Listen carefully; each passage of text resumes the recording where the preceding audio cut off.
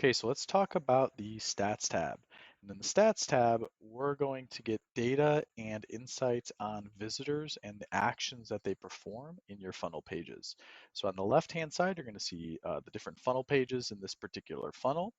And then you're going to see a bunch of different data points here. So we have page views, opt-ins, sales, and earnings per page view.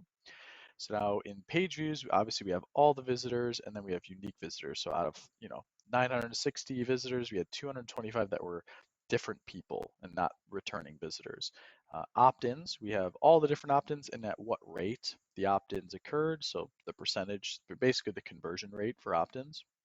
And we have the same thing for sales. We have total count, the rate, and the value. So whatever value you assign to your products that you're selling, that will be counted here. And then we also have the earnings per page view. So we have all the earnings, or like all earnings per page view, and then for the unique page views, we have the earnings. And that's pretty much it. It's pretty straightforward, just really good data on your funnels, and so you can see which pages, which funnel steps are converting better. If you wanted to change the date range, you would click here and you can select different date ranges to show you different data.